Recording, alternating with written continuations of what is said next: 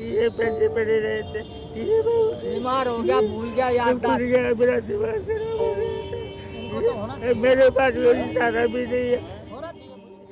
हरे रंग की इस पोटली से कोई 10,000 के पुराने नोट ऐसे निकाल कर दिखा रहा है जैसे कोई अपने सगे की लाश से कफन हटाकर उसका चेहरा दिखा रहा हो। ये पैसे पड़े रहे थे, ये बीमार हो गया, भूल गया, याद भूल गया, मेरा दिमाग खराब हो गया। मेरे पास कोई सारा भी नहीं है। अपनी पूरी जिंदगी की कमाई को इस कफन में लपेटकर ये बुजुर्ग राजस्थान के झुंझुनू से दिल्ली आए।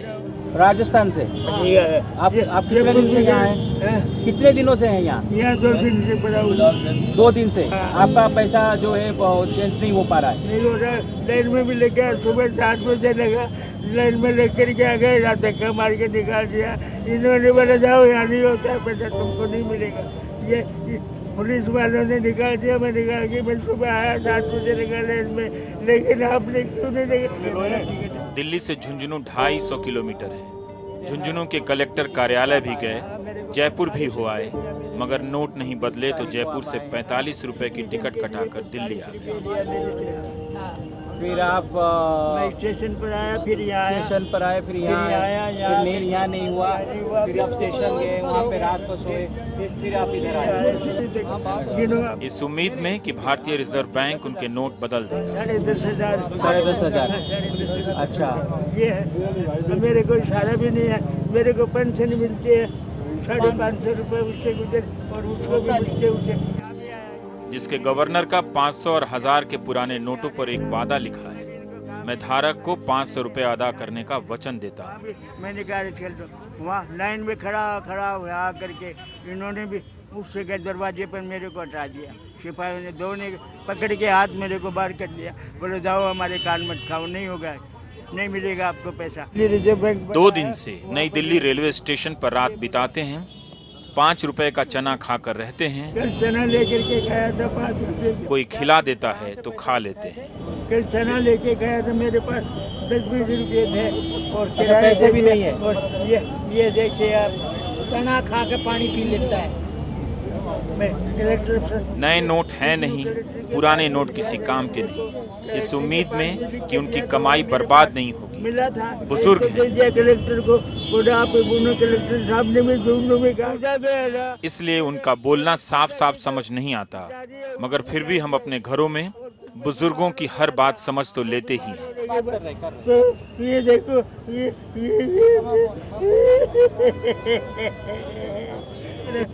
ये गिनों मैंने गिने भी नहीं अभी तक। हम इनका नाम ठीक ठीक नहीं समझ सके। इन्होंने बताया कि एक स्कूल में 40 साल पढ़ाया है, लेकिन सरकार के एक फैसले ने बुढ़ापे में शिक्षक को कितना लाचार कर दिया है। 550 रुपए उससे गुजर और उसको भी मिलते उसे। तो कमाई का स्रोत क्या है, कहाँ से कमाई? हमारे सहयोगी सुशील महापात्र ने पूछा कि आप टीचर थे तो अपने जेब से तमाम दस्तावेज दिखाने लगे कि लो देख लो, मैंने स्कूल में पढ़ाया है। कोई बात नहीं, मैं समझ रहा हूँ आपकी बात। प्राइवेट स्कूल है। विष्णुवरी डालमिया सुना है? हाँ, ये तो हमारा रिटायरमेंट के बाद में ये है, फिर हमने वोट दिया उन्होंने। अच्छा, ये देखो हमारा। हाँ हाँ ठीक है, हम देख ये देखो, ठीक है, कोई बात नहीं, ठीक है, ये आप हम समझ गए। ठीक है, रख लो। तो ये क्या आपके पेंशन के पैसे हैं या? ये हमारे पापा की फोटो है। कोई बात नहीं, ये मेरे बाबा की तस्वीर है और इसी स्कूल में मैंने पढ़ाया है। मैं झूठ नहीं बोल रहा हूँ। 500 रुपया पेंशन मिलता था। बताने लगे कि मुझे पता ही नहीं चला क्योंकि बदमाशों के डर से मैंने पैसा पूजा के कार्टन में छिपा रखा था। गत्ते का हमारा इतना बड़ा कार्टून है। हाँ। उसमें वो है सब चीज, सुपारी, इलायची, लौंग, धूपपत्ती वगैरह सब उसी में हमने डाल दिया। पैसा एक बदमाश होता है, वो निकाल के ले जाता था, तो मैंने उसमें डाल दिए थे। याद नहीं रहा, ये याद ही नहीं रहा। ये मेरे स्कूल के कमाई के पैसे तो डाल दिया था मैंने। फिर वो बीमार हो गया है। देखो ये मेरे पास ये सारे कागज लाए। कोई बात नहीं। हाँ, वो रिपोर्ट ठीक है। लाए। उसके पास तो अभी कोई पैसे नहीं है खर्च करने। बाद में जब याद आया तो पता चला कि 31 मार्च तक नोट बदले जा सकते हैं। दिल्ली आया तो पता चला कि सिर्फ विदेशियों के नोट बदले जा सकते हैं। ये बाबूजी बोले मैं खाना खिलाऊंगा, साफ पिलाऊंगी बोले। बोले बैठ जाओ पापा, बैठ गया, वहाँ धक्का खा के आ गया। चलो मैं बताऊँ उनको, एक तो ही लोले के दिखा रहा है इस गेट पर, और एक उस गेट पर दिखा दिया, गेट के ऊपर दिया, दोनों गेटों तक पहुँच गया बाबूजी। दोनों गेटों में मैंने दिखा रहा था, मेरे हाथ में जैसे लगा था, मेरे पैर में दुखने लगे, ये भी दुखने लगे,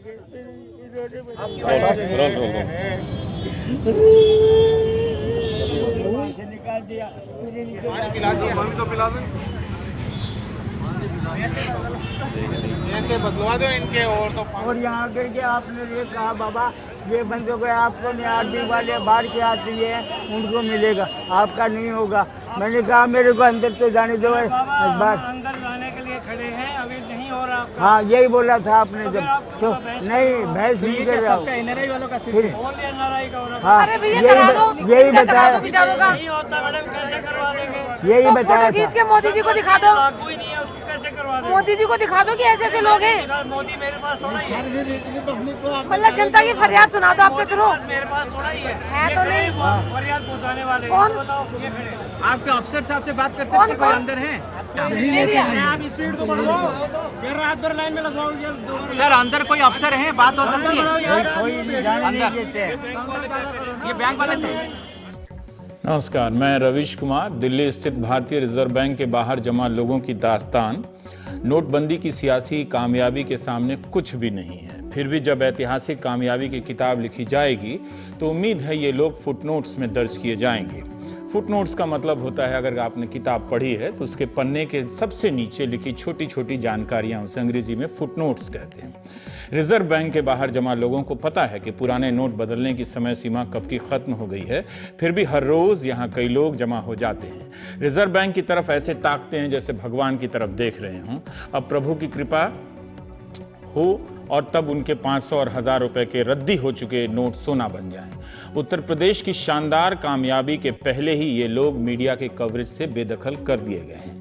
जरूरी है कि इन्हें भी पराजित घोषित कर दिया जाए, मगर ये लोग हैं कि हार मानने का नाम नहीं ले रहे। बहुतों को पता है कि 31 मार्च तक सिर्फ एनआरआई के नोट बदले जाएंगे। एनआरआई या विदेशों में रहने वाले लोगों को भी परेशानियां हो रही हैं। उनमें से भी कईयों के अलग अलग कारणों से नोट नहीं बदले जा रहे हैं, मगर हम और आप सरकार से अंत तक उम्मीद लगाए रहते हैं कि क्या पता उसे रहम आ जाए, क्या पता उसका दिल पसीज जाए और बाहर खड़े सारे लोग अंदर बुला लिए जाएं और कह दिया जाए कि आपके नोट बदले जा रहे हैं। भारतीय रिजर्व बैंक के बाहर ये लोग जनवरी में भी आते रहे, फरवरी में भी आते रहे, मार्च में भी आते रहे। सबने रिजर्व बैंक को आखिरी मौका दिया कि क्या पता जो धारक को अदा करने का वचन देता हो वो अपने वचन पर कायम रहे, उनकी कमाई बर्बाद होने से बच जाए। हमारे सहयोगी सुशील महापात्रा आपके लिए ये सारी कहानियां लेकर आए। राजस्थान के मास्टर जी, उनकी क्या गलती है? हर किसी का धन काला धन नहीं होता। मेहनत की कमाई का रंग भी बदनाम हो गया। जिनके पास घोटाले के पैसे थे वो आज भी कर्नाटक और मुंबई में धरे जा रहे हैं और वो आज भी हेलीकॉप्टर से उड़ रहे हैं। जिनके पास पसीने की कमाई है वो रिजर्व बैंक के आगे खड़े होकर गिड़गिड़ा रहे हैं, इस उम्मीद में कि सरकार का दिल बड़ा है, वो रहम करेगी। 23 मार्च को जब राज्यसभा में वित्त मंत्री अरुण जेटली ने राजनीतिक दलों के चंदे के लिए छूट की सीमा बढ़ा दी, ये इंतजाम कर दिया कि अब कोई कंपनी चंदा दे तो अपने बही खाते में ही ना बताए कि किसे चंदा दिया गया है। उस वक्त कांग्रेस के आनंद शर्मा ने कहा कि उनकी पार्टी को चंदा नहीं मिल रहा है, ये दिक्कत हो सकती है। तब वित्त मंत्री ने कहा कि सरकार ने जो किया है उसके लिए बड़ा दिल चाहिए। ये जो आनंद जी अभी समस्या बता रहे थे, इसमें आपको भी लाभ होगा, जो विपक्ष में है उसको लाभ होगा, और इसलिए सरकार में रहकर ऐसा कानून बनाना कि जिसमें विपक्ष को भी मिलता रहे। मिलने के लिए वाकई दिल चाहिए, और ऐसा दिल देखिए। शायद इसलिए रिजर्व बैंक के बाहर जमा लोगों को सरकार से उम्मीद है। उन्हें पता है कि सरकार ने अंतिम फैसला ले लिया है, फिर भी अंतिम वक्त तक उम्मीद क्यों कोई छोड़े। मीडिया ने भी इन लोगों को भुला दिया और यूपी हारने के बाद विपक्ष ने नोटबंदी के किसी भी मसले से तौबा कर लिया। किसी भी बड़ी कामयाबी के जश्न और हताशा के बीच इन लोगों की कहानियां भी पुराने नोटों के साथ दफन हो रही हैं। हमने सोचा दफन होने से पहले कफन उठाकर देख लेते हैं। जो लोग अपने पुराने नोट को हाथ में पकड़कर रो रहे हैं वो कौन है, वो कौन हो सकते हैं? जब आएंगे तेरे पास, जब आएंगे तेरे पास कुछ ना ना पाएगा बेटा, भूल गए बेटा, बुढ़ापा ऐसी चीज है।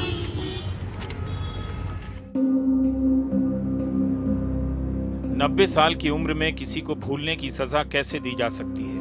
हरियाणा के मेवात की इस बूढ़ी महिला को अचानक याद आया कि 23,000 रुपए कहीं रखे हुए हैं। पुन्हाना गांव के सरपंच ने अंग्रेजी में एक हलफनामा टाइप करके दिया है कि श्रीमती जुमरत ओथा गांव की निवासी हैं, 90 साल की वृद्ध महिला हैं। ये प्रमाणित किया जाता है कि 24 मार्च को घर की सफाई करते वक्त उन्हें पुराने करेंसी के 23,000 रुपए मिले। ये भी प्रमाणित किया जाता है कि उक्त महिला काफी गरीब है, इनका और इनके परिवार का चरित्र काफी अच्छा है, इसलिए आपसे गुजारिश है कि उनके पुराने नोट बदल दिए जाएं। सरपंच का नाम नुमान अहमद लिखा है। ये क्या है? अच्छा, हरियाणा से आए आप? मेवात से आए हैं। अच्छा, 90 साल के हैं आप, आपके पास 23,000 रुपया है जैसे लिखा हुआ है। किसी ने सोचा होगा कि रिजर्व बैंक को अंग्रेजी आती होगी तो अंग्रेजी में प्रमाण पत्र बनाकर दे दिया जाए। सरकार और उसकी संस्थाओं से लोगों की उम्मीद की सीमा हम और आप नहीं समझ सकते। सरकार के मना करने पर भी लोगों को आस रहती है कि वो एक बार हाँ कह देगी। कई लोग का हो ही नहीं रहा है। क्या खाएंगे हम बोलो? हाँ? और हम कहाँ जा रहे हैं? ना है तो समझ की बात है, हम कहाँ जाने? हम जानते ही तो हम भूलते ही काहे को? हम ऐसे जानते तो हम भूलते काहे को? और हम धक्का खा रहे। बेटा तो बड़ी बुढ़ापे की डरेगी अब है, तेरे कमाई कर हमारा कुछ बस खोला चल लो ना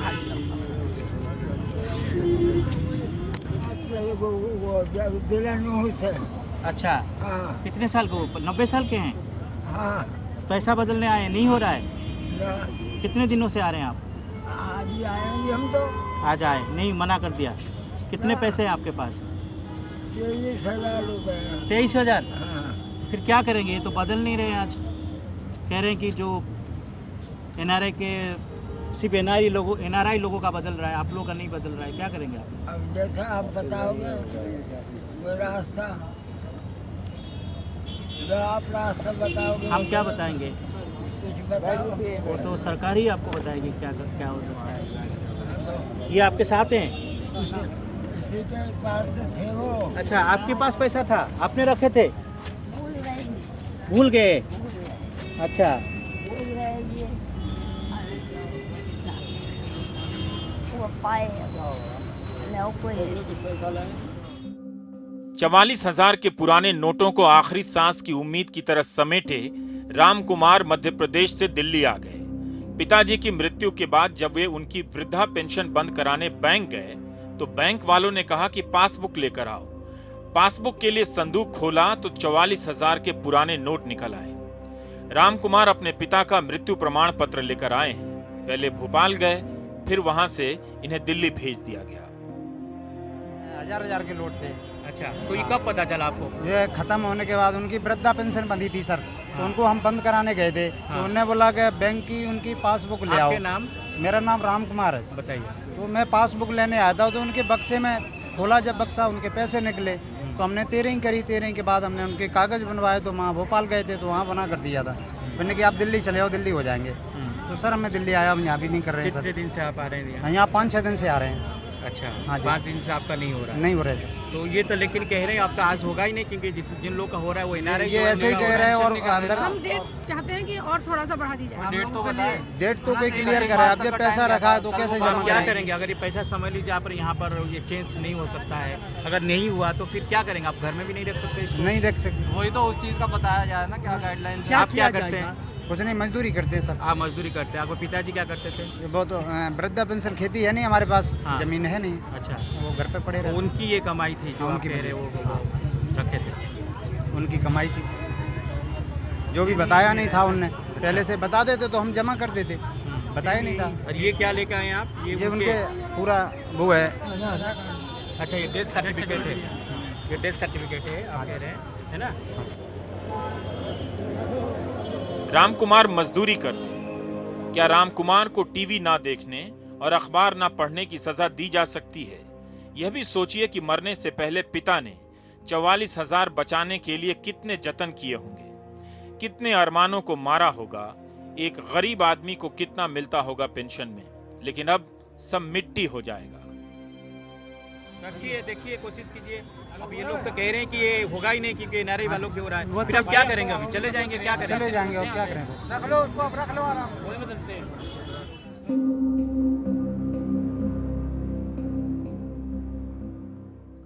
8 नवंबर को प्रधानमंत्री ने नोटबंदी का ऐलान किया। कहा कि 31 मार्च तक पुराने नोट बदले जा सकेंगे। 28 दिसंबर को सरकार अध्यादेश लाई कि 31 मार्च की जगह 31 दिसंबर के बाद पुराने नोट नहीं बदले जाएंगे।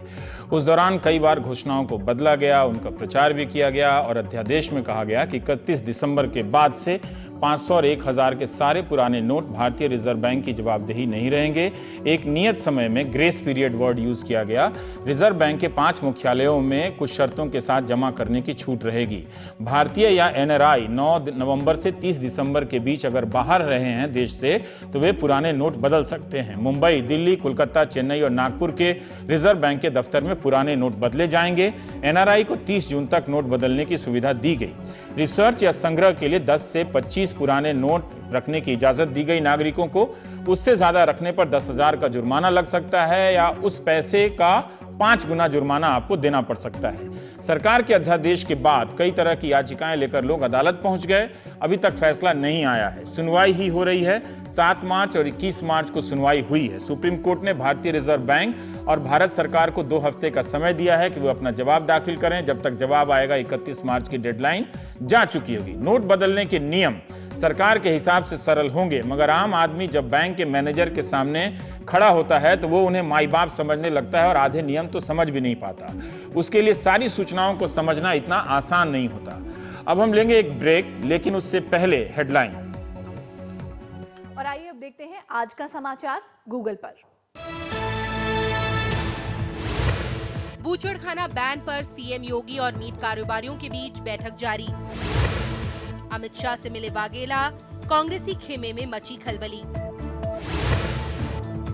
यूपी असेंबली में योगी का पहला भाषण, सोते दिखे बीजेपी विधायक।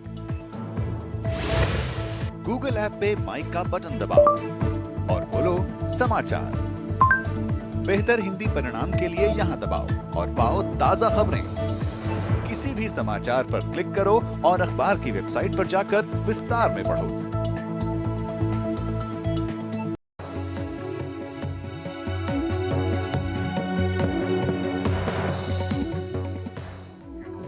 सरकार से उम्मीद की जा सकती है, करनी चाहिए, मगर अब जो भी आपके सामने है, फैसला भी, नतीजा भी, उसका ऐलान भी और ये लोग भी। कोई भी न्यूज चैनल कोई इस न्यूज को हाईलाइट करने को तैयार नहीं हो रहा है। ये जरूरी है भाई। गवर्नमेंट, मैं ये कहना चाह रहा हूँ आपसे, जो गवर्नमेंट ने पहले कमिट किया था, प्रॉमिस किया था कि 31 मार्च तक कोई भी आदमी आरबीआई में आकर डिक्लेरेशन देके अपने पैसे जमा कर सकता है। आज हमारी भारत की जनसंख्या में बहुत से लोग जो ग्रामीण समाज से बिलोंग करते हैं, किसी के 10,000 निकल रहे, किसी के 5,000 निकल रहे। अब ये माता जी है, मेरे भी 19,000 रुपए हैं। आप कहाँ से आए? मैं गाजियाबाद से आया हूँ। माता जी है, माता जी ने नहीं दिखाया, आप लोग स्टोरी नहीं दिखाया अभी तक, मीडिया यहाँ नहीं आया। नहीं आ रही मीडिया। आप मुझे बताइए, पिछले कई दिनों से मैं मीडिया को भी बोलना चाहता हूँ कि आप एक न्यूज को तो दिन में 100 बार दिखाते हैं। ये आरबीआई में रोज लाइन लग रही है, यहाँ से लेकर और वहाँ तक, लेकिन कोई मीडिया वाला आ नहीं रहा है, कोई हेल्प नहीं कर रहा है, कोई हाईलाइट नहीं कर रहा है, कोई हेल्प नहीं है। बहुत प्रॉब्लम है। दिखाते नहीं हो।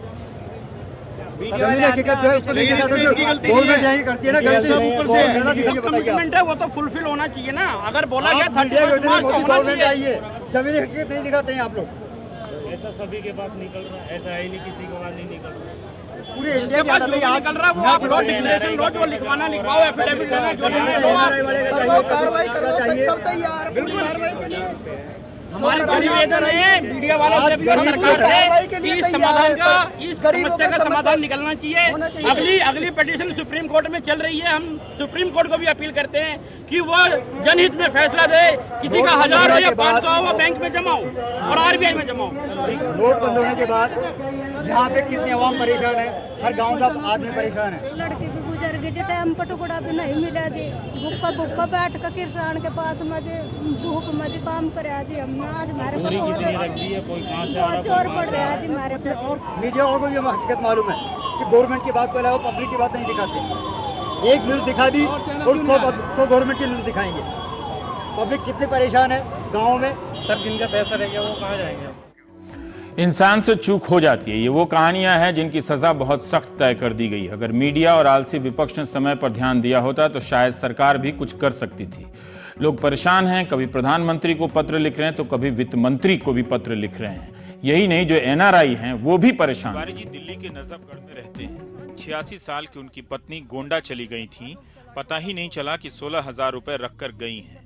जैसे ही पता चला, प्रधानमंत्री और वित्त मंत्री को भी पत्र लिख दिया कि मेरे पुराने नोटों को बदलने की अनुमति दी जाए। सविनय निवेदन यह है कि मेरी धर्मपत्नी मीना तिवारी जी अपने गांव इंदिरापुर गोंडा चली गई थी। अब वो वापस दिल्ली आई हैं तो उनके पास एक गुल्लक थी। जब उसे तोड़ा गया तो 16,000 रुपए निकले। आरबीआई को आदेश दिया जाए ताकि मेरी समस्या का समाधान हो। इस पत्र को देखकर आप यह भी समझ सकते हैं कि कंप्यूटर के जमाने में अब भी कहीं टाइपराइटर बचा हुआ है। आप यह भी रिसर्च कर सकते हैं कि प्रधानमंत्री को पत्र लिखने वाले किस प्रकार के साधनों का इस्तेमाल करते हैं। जिस समय मुझे पता लगा वाइफ मेरी यहाँ थी नहीं, वो गोंडा थे। हाँ, वो गोंडा थी और वो आई जब गुल्लक तोड़ा तो उसमें 16,000 रुपया निकला। उसी समय मैंने पीएम को चिट्ठी दिया। आपने पीएम को क्या चिट्ठी लिखे? ये लिखा, ये देखिए, ये रिसीव किया। अच्छा, क्या लिखे थे आप चिट्ठी पे? कि ऐसा ऐसा वो केस मेरा हुआ है, इसको मुझे चेंज कराने परमिशन दिया जाए। लेकिन आज तक कोई नहीं सुना। नहीं तो आपने चेंज क्यों नहीं कराया आके बैंक में? तो उस समय ये बंद हो गया था। जब समय हम आए यहाँ। अच्छा, ये बंद हो गया था। हाँ। जनरल लोगों की नहीं हो रहा था? नहीं हो रहा था, सिर्फ एनआरए वालों की हो रहा था। तो फिर कोई जवाब आया? कोई जवाब नहीं आया। तो आप क्या करते हैं, कहाँ से आए? मैं रिटायरमेंट हूँ, मैं नजफगढ़ से आया हूँ, रहने वाला गोंडा का हूँ। वाइफ वहाँ चली गई थे। संक्रांत में जब वापस आई उस समय मुझे मालूम चला गुल्लक तोड़ा, कितना पैसे आए। उसी दिन से मैं चक्कर काट रहा हूँ। आज तक कोई सुनवाई नहीं है मेरा कि कोई। तो फिर आप क्या करेंगे? आप अब क्या करेंगे? आग लगाऊंगा और क्या करूँगा? उस नोट में आग लगाऊंगा और क्या? आग मत लगाइएगा, अभी थोड़ा सा इंतजार कीजिएगा। हो सकता है सरकार आपकी बात सुन ले, कुछ दिन और बढ़ा दे, तो आपकी मदद कर ले। लेकिन ये मत कहिए कि आप पैसे में आग लगा दीजिए। ये आपका मेहनत की कमाई है। नहीं, रिक्वेस्ट मैं कर रहा हूँ। ये देखिए, उसको भी दे रखा, फाइनेंस मिनिस्टर को भी, लेकिन कोई नहीं सुन रहे हैं। आज मैंने इनको फोन किया, कहते अब यह नहीं होगा, कोई इसका सावधान नहीं है। मैं कहा फिर आग लगा दूं? कहते कुछ भी करो। 2 दिनों से आ रहे हैं। कहाँ से आ रहे हैं आप? सर हम उत्तर प्रदेश से आए हुए, शाहजहांपुर जिले से। सर होली का सफाई में 1,000 रुपया मिला है। 1,000 रुपया भी एक छात्र के लिए बहुत होता है। गरीब आदमी का 10 रुपया भी जाएगा तो उसमें परेशानी लेके आए। जी सर, 500 के 2 नोट है हमारे पास। पूरी कोशिश में लगे हुए हैं। कितने दिन से आप आ रहे हैं? सर दूसरा दिन है आज मेरे पास। सर यहीं पढ़ते भी हैं हम, आ रहे हैं, लेकिन कोई सुनने वाला भी नहीं है। ऊपर से ये 2 नोट है मेरे पास। बहुत कोशिश करके देख चुके हैं। सबसे बार 31 तारीख हम लोग को तारीख दिया हुआ था। तो आप लोग को ये पता नहीं था कि जो जनरल लोग हैं जी वो 30-31 तारीख को नहीं बता? नहीं सर, नहीं पता चला। आइडिया नहीं था। 17 दिसंबर को मेरे पापा डेट कर गए थे दिसंबर में। तो उस दिन पापा ने पैसे लगे 3,500 रुपए। कहाँ के आप? कहाँ के? सर दिल्ली के हूँ। सर 3,500 रुपए मिले हैं सर। 1-1.5 महीने से मैं चक्कर काट रहा हूँ मैं सर। मतलब कि अब मैं कैसे करूँ सर? सर हम 1.5 महीने से आपका नहीं हो पाया? नहीं हुआ सर। लेकिन 1.5 महीने पहले जब आप यहाँ पर आए थे, क्या उस वक्त ये रूल रेगुलेशन लागू हो गया था कि सिर्फ एनआरआई वालों का होगा, आपका नहीं होगा? सर मैं चक्कर में काट रहा हूँ, कोई मिल जाए चलो एक्सचेंज हो जाए। सर हमारे गरीब आदमी है सर, 10 रुपए भी बहुत है। कहते आप पैसे लेके गए क्यों हिंदुस्तान से? अच्छा, तो मैंने कहा देखो 21,000 रुपया मेरे पास है, वो मेरा पैसा पूरा मेरे जो दोस्त है कुछ लोगों ने 2,000 किसी 5,000 रुपया लेके गए थे हम लोग, तो उसको हम वापस ला रहे हैं। अभी आपका क्यों नहीं हो रहा है? आपका तो हो ही जाएगा ना? आप कैसे हो जाएगा? वो कहते हैं वो नहीं, वो कह रहे हैं कि अगर बाहर कोई चले गए थे फिर आ रहे हैं या पैसा लेके गए थे तो लोग शायद चेंज कर सकते हैं, ऐसा कुछ कर रहे हैं। लेकिन वो फॉर्म वो उनका फिर फॉर्म फिलअप करना होता है ना एयरपोर्ट पे। अच्छा, एयरपोर्ट वाला फिलअप नहीं कर रहा है, वो फॉर्म ही देते, मुझे धमकियां दे हमें। अच्छा, तो ये वाला ये कह रहे हैं कि आप एयरपोर्ट से जो है फॉर्म फिलअप करके लेके आइए। देते नहीं वो सफेद वर्दी पहन के भरे हुए थे 3-4 आदमी, और हमें नोटिस बोर्ड दिखा है, ये है वो है सो है। 1 घंटा मैंने 12 घंटा मैंने तो प्लेन में बैठ के आया। उस फॉर्म में आपको क्या फिलअप करना पड़ता है, क्या लिखना पड़ता है? कि इतने पैसे मैं लाया हूँ, जो कि हम विदेश में थे, इतना पैसा मैं बाहर से ला रहा हूँ, तो वो पैसा गिन के वो दे देंगे, वो सर्टिफिकेट वो देते नहीं वो।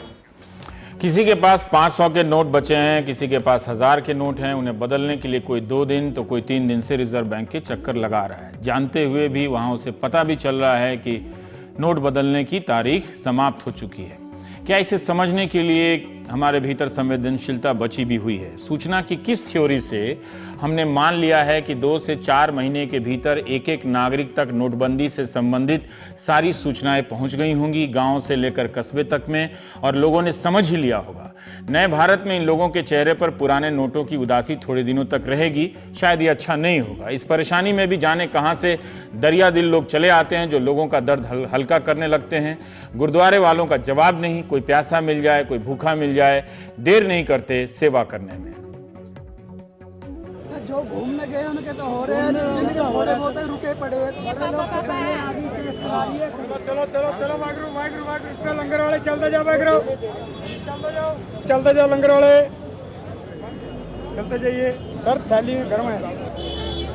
हाँ जी, बहुत परेशान है मोदी जी, कुछ करिए। क्यों ऐसा कर रहे हैं गरीब लोग के साथ? ऐसा नहीं करिए, गरीब का पैसा क्यों बर्बाद कर रहे हैं? ऐसा करना नहीं चाहिए आपको। आप अमीर लोग का देखिए, हम गरीब लोग मर रहे हैं। हम लोग को देखिए, हम लोग का जेन्युइन पैसा, हम लोग आए बिहार से, हम लोग को वहाँ पर पैसा नहीं मिल रहा है, वहाँ से हम लोग आए दिल्ली, 2 दिन से लाइन लगा के हम लोग सोए हुए हैं। भाई तो देखिए खाए नहीं है, यहाँ पर लोगों का शुक्रिया अदा कर रहा हूँ, गुरुद्वारे वाले लोगों का, हम लोग भूखे लोगों को खिला रहे हैं। और अभी एयरपोर्ट पे इमिग्रेशन फॉर्म बंद कर दिया है, हम साल में 2 बार जाते हैं, 2 बार आते हैं। ये देखो फॉरेन करेंसी, मेरा नाम शबाब खान है, मेरी पूरी फैमिली उधर रहती है। ये देखो, ये कम से कम 40,000 रुपया फॉरेन का, ये दिनार है, ठीक है। ये मैं हर बार लेके आता हूँ, हर बार लेके जाता हूँ, ना कस्टम कभी पूछा मेरे से वहाँ पर कुवैत में, ना यहाँ पर। हमारे पास लिमिट ऑलरेडी 6 फैमिली मेंबर है, मेरे पास 50,000 रुपया है। वो नहीं हो पा रहा है, वो हो क्या पा रहा है? वो बोलता कुछ नहीं होगा इसका डॉक्यूमेंट और नहीं। ये भी नहीं क्लियर है कि कौन एनआरआई है, कौन एनआरआई है, कौन एनआरओ है, क्या कुछ नहीं पता है। मैं बरेली से आए हुए हूँ, मैं यहाँ पे कल से चक्कर काट रही हूँ, मगर यहाँ पे कोई सुनवाई नहीं है। और बरेली से आए, और मोदी जी तो स्वयं एक चाय वाले रह चुके हैं, उन्हें तो ये स्थिति समझना चाहिए कि बात पैसों की नहीं है, बात चाहे 10 रुपए हो। मैं एक जनरल लॉजिक की बात कर रही हूँ कि अगर मोदी जी स्वयं एक निचले तबके से आए हैं और देश की सेवा करना चाहते हैं और इतनी ऊंचाई पे आज बैठ गए हैं, तो उन्हें तो इस बात का एहसास होना चाहिए कि एक 5 रुपए की भी एक व्यक्ति जो एक लेबरी करता है, 220 रुपए लेबर करता है। मैं नहीं हूँ लेबर माना, लेकिन मुझे उस बात का एहसास है, तो क्या मोदी जी को एहसास नहीं है? आज उन्होंने एनआरआईज के लिए कर दिया, ये चीज भी क्लियर नहीं थी कि एनआरआईज के लिए, वो भी आज ही डिक्लेयर हुआ है कि एनआरआईज के लिए है ये सिर्फ। ये नियम आपको नहीं पता? आम जनता के लिए तो कुछ डिक्लेरेशन नहीं है। जिन लोग के पैसे हैं, हम लोग इनकम टैक्स पे ही हैं, टैक्स पे करते हैं, हमारे पैसे से सरकार चल रही है। क्या मोदी जी को ये आम जनता के लिए वो सुविधाएं नहीं देनी चाहिए? उन्हें तो हर बात का एहसास होना चाहिए। एक गरीब आदमी, वो स्वयं एक चाय वाले थे, तो उन्हें एहसास होना चाहिए कि एक 5 रुपए की वैल्यू कितनी होती है। जो आदमी 500 रुपए कमा रहा है पूरे दिन में या 4 दिन की मजदूरी से जोड़ रहा है, उसके 500 रुपए के नोट की भी कोई वैल्यू नहीं है। वो कहाँ धक्के खाएगा? क्या आम? मैं एकता बात कर रही हूँ। तो मैं सिर्फ मोदी सरकार से ये कहना चाहती हूँ कि अगर विकास के नाम पे इस तरह से अचानक से नोटबंदी कर दी गई, बहुत गलत काम किया, बहुत गलत डिसीजन था वो। आज जन सुविधा के देखते हुए उन्हें थोड़ा टाइम पीरियड और बनाना चाहिए, ताकि एक गरीब आदमी जो अगर मजदूर भी है, किसी ने अपनी बेटी की शादी के लिए मजदूरी करके पैसा जोड़ा है, वो कहाँ से लाएगा पैन कार्ड और फलाना ढिमकाना? क्या उनके पैसे की कोई वैल्यू नहीं है? और वो तो खुद एक चाय वाले रह चुके हैं, उन्हें इस बात का एहसास होना चाहिए। वो लोग डॉक्यूमेंट चेक करें, आप एलिजिबल हो, ओके, आप रिक्वेस्ट चेक करो। आप एलिजिबल नहीं हो, वो जाओ भाई, खत्म, फिनिश। सुबह से आकर के, सुबह से 400-500 किलोमीटर दूर से आकर के शाम को 4 बजे तक यहाँ लाइन में खड़े रहेंगे, और लास्ट में वो बोल देते हैं कि भाई आप एलिजिबल नहीं हो। 4 बजे सर, मेरी घरवाली जो है मेंटली डिस्टर्ब चल रही है, समझे नहीं? उसने जो है वो दिमाग से दिमाग से कभी उसे भूल जाती है, सामान रखती है, तो वो साड़ी में से उसने खोले तो उसमें से पैसे उसके 20,000 रुपए निकल आए। अब क्या करें बताओ? हम भी बहुत ज्यादा सारे परेशान हैं, मैं दिलशाद हम गार्डन से आया चाहें। हूँ, सारे डॉक्यूमेंट्स हैं, सारे डॉक्टर के इलाज के सारे अब तक के, वो मेंटली डिस्टर्ब है, मोदी जी को नहीं हो पा रहा है। मैं जब से ही आ रहा हूँ, जब से बंद हुए, इन्होंने कहा था 31 मार्च तक हो जाएंगे। मैं यूएसए से आया हूँ रात को, मेरे पास 39,500 है। अब वो कहते हैं कस्टम ने मेरे को कोई कस्टम वाला नहीं आया। Nobody turned up for regarding custom anything, and there is a stamp in my passport also, Indian passport, green card holder हूँ, और ये मेरी टिकट है रात को मैं उतरा हूँ। अभी मैं यहाँ पर वुमेन क्राइम हो रही है, कहाँ पर क्या करूँ? मेरे को समझ नहीं आ रहा है कुछ कैसे क्या करा जाए। What is the criteria? Either they should declare कि we will deposit in our respective bank account to do better. They will fix a limit 50,000, 40,000, 70,000 कि you deposit directly to. This is the situation, such a critical situation. मरना है क्या करें बताइए?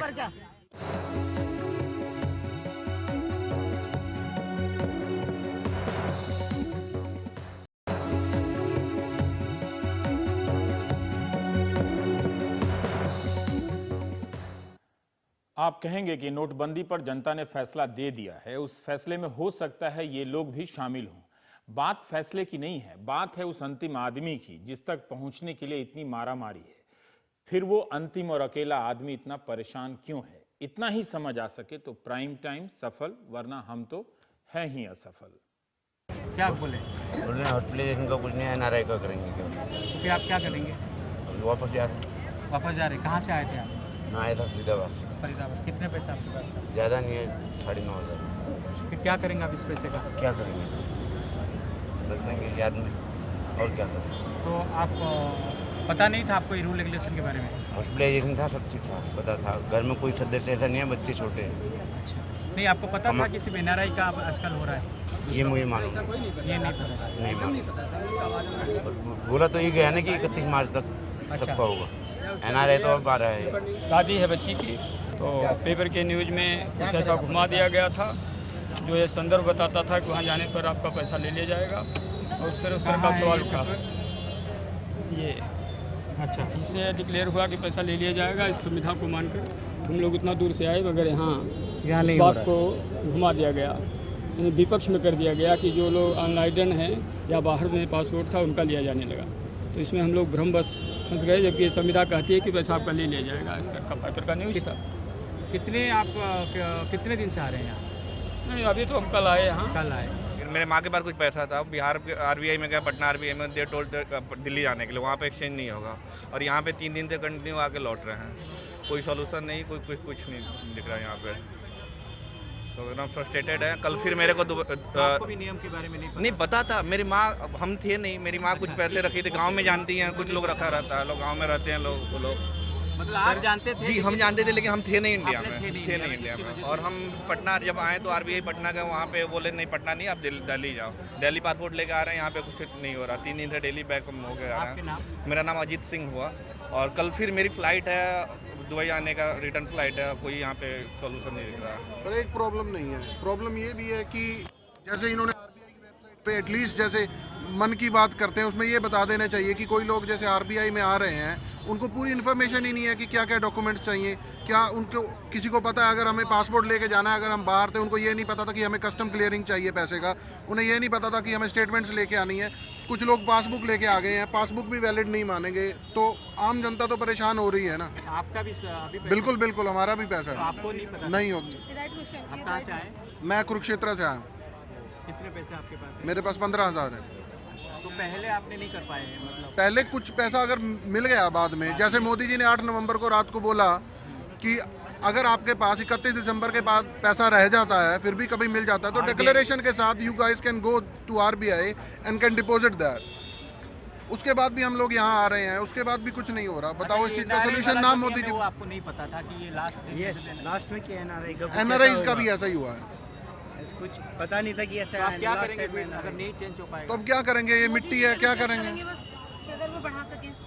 वो तो ठीक है, वो तो उन पर डिपेंड करता है, बढ़ा देना चाहिए, बढ़ा देना चाहिए जी हाँ, यही रिक्वेस्ट पैसा हम क्या करेंगे सर मेरे अभी तो बात 26,000 मान लें जो पैसा है घर में रखेंगे, दूसरा क्या कर सकते हैं, फेंक भी तो नहीं सकते हैं सर।